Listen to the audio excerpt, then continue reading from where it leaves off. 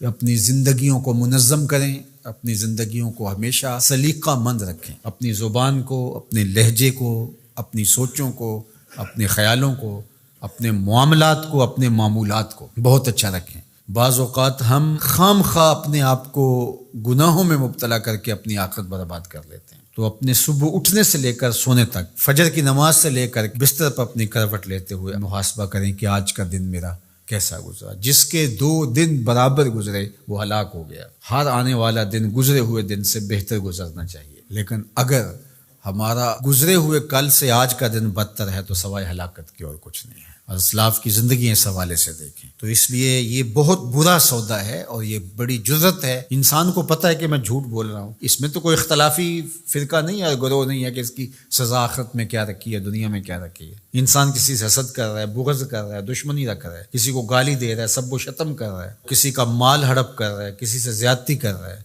رشوت لے رہا ہے، یہ جو کچھ بھی ہماری زندگی میں شب و روز کے معمولات ہیں جو ہم کر رہے ہیں، یہ تو کوئی اختلافی مسئلہ نہیں ہے کہ جس کے بارے میں وہ کہا کہ مختلف اقوال ہوں کہ آپ نے اس فرقے پہ اور اس گروہ پہ اور اس مسلک پہ بات کر لی کہ نہیں ہمارے مسلک میں یہ جائز ہے۔ جھوٹ تو ہر مسلک میں ناجائز ہے، ہر الہامی غیر الہامی مذہب میں ناجائز ہے۔ اسی طرح رشوت کھانا، سود کھانا، شراب پینا، نظروں کی ناپاکیزگی اور اپنی زندگی کے جو دیگر امور بد ہیں، اس میں تو کوئی اختلاف نہیں ہے۔ اپنا وقت برباد کرنا، نمازیں چھوڑنا، لوگوں کو ایذا دینا، تکلیفیں دینا، ہمارا دین تو اس قدر حساس ہے لوگوں کے خیال رکھنے کے حوالے سے کہ لہسن اور پیاز کھا کر کے مسجد میں آنے سے روکا گیا ہے کہ تمہارے منہ سے نکلتی ہوئی سمیل کو سونگھ کر کے کسی کو تکلیف نہ ہو، کسی کو اذیت نہ پہنچے۔ وہ اس قدر حساس ہے۔ حضرت انس بن مالک آتے تھے تو چونکہ وہ جنہوں نے حضور کو نہیں دیکھا تھا تو وہ ان کا ہاتھ پکڑ کے چوم لیتے تھے کہ آپ نے حضور کو دیکھا، تو وہ اپنے ہاتھ کو خوشبو لگا کے آتے تھے کہ لوگ میرا ہاتھ حضور کی نسبت سے چومتے ہیں،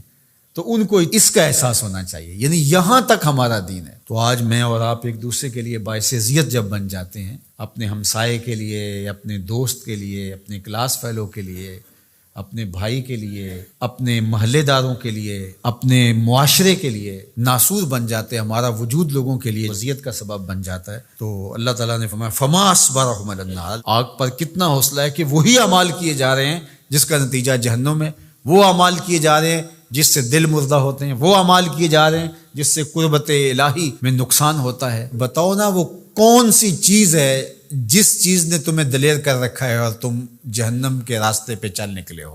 وہ دولت ہے، حسن ہے، جوانی ہے، اقتدار ہے۔ وہ چیز کیا ہے جس چیز پہ تم ناز کر کے اپنے رب سے دور ہو کے جہنم کا ایندھن بننے کے لیے تیار ہو گئے؟ کتنا حوصلہ ہے لوگوں کا، کتنی ڈٹائی سے کہہ دیتے ہیں یہ جہاں میٹھا اگلا کس نے ڈٹا۔ کوئی کہتا کوئی بات نہیں، کر لو جو کرنا، آخرت میں توبہ کر لیں گے۔ توبہ کی امید پر گناہ کا کرنا یا ڈٹائی کے ساتھ گناہ پہ گناہ کیے جانا، اپنی بد اعمالیوں کی کوئی توجیہ کر لینا، مختلف شیطان کے فریب ہیں، مکر ہیں، وہ آپ کو مختلف طرح سے پھانس لیتا ہے، ہم اس کی کوئی توجیہ کر لیتے ہیں، اس کی کوئی صورت گری کر لیتے ہیں۔ مطلب کیا؟ جب اللہ کی کتاب سے ہم انحراف کریں گے تو اللہ توفیقات خیر سلب کر لے گا۔ یہ جو لعنت کا لفظ آپ نے سنا تو لعنت کا کیا مطلب ہے؟ لعنت کا مطلب ہے کہ رحمتوں سے محروم کر دیا جانا۔ عرب کہتے ہیں جب وہ اپنی اولاد سے ناراض ہو جائیں یا کسی سے ناراض ہو جائیں بڑا، تو وہ کہتا ہے کہ میں تمہارے لیے دعا نہیں کروں گا، تم میری دعاؤں سے آج کے بعد محروم ہو گئے ہو۔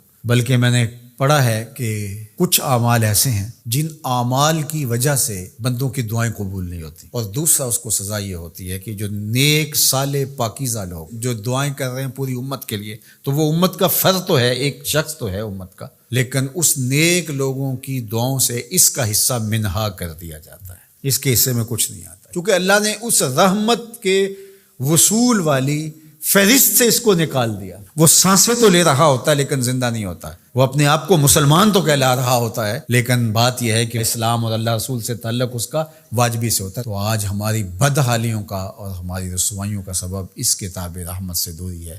اللہ کتاب رحمت سے جڑنے کی توفیق دے۔